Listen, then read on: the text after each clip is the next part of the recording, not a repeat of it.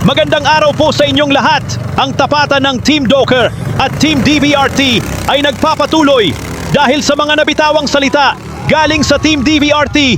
Mas lalong uminit at naging usap-usapan ngayon sa social media at mas kapanapanabik at inaabangan ng ating mga kapatid dito sa mundo ng bangkarera ang money game ng DVRT kontra Team Malaysia, Luzon kontra Mindanao. Pero ngayong araw lang ay naglabas ng pahayag ang Team DVRT. Ang sabi sa kanilang Facebook page ay, "Nais lamang po naming ipabatid na hanggang sa kasalukuyan ay hindi pa po namin masiguro kung matutuloy ang aming pagdayo sa Mindoro.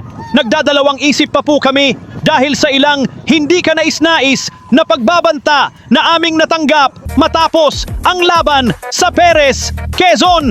Kung sakali man pong matuloy ang aming pagdayo na pagpasyahan ng buong Team DVRT na magpa-blotter muna sa barangay na aming dadayuhan bilang bahagi ng aming safety measures. Isasama rin namin sa blotter ang pangalan ng taong nagbanta sa amin upang magkaroon ng kaukulang record sakaling may hindi inaasahang mangyari.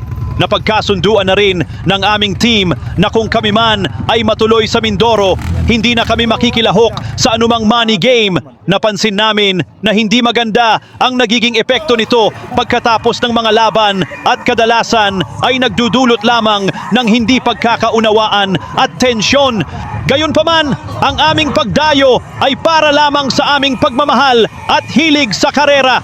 Hindi ito dahil sa takot na makipag-money game, kundi dahil nais naming maiwasan ang anumang gulo o alitan.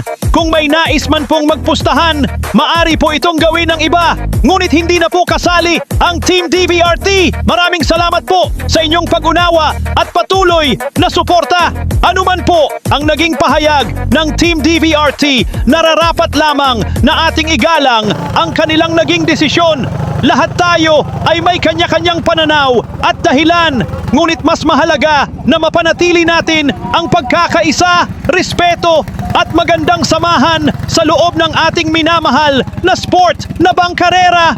Huwag nating hayaang manaig ang galit, hindi pagkakaunawaan o anumang uri ng paninira. Sa halip, pairalin natin ang tunay na sportsmanship, respeto sa bawat team, henete at taga-suporta. Ang layunin nating lahat ay mapalawak pa at mas mapaganda ang mundo ng bangkarera para sa susunod na henerasyon ng mga mahilig sa karerang ito.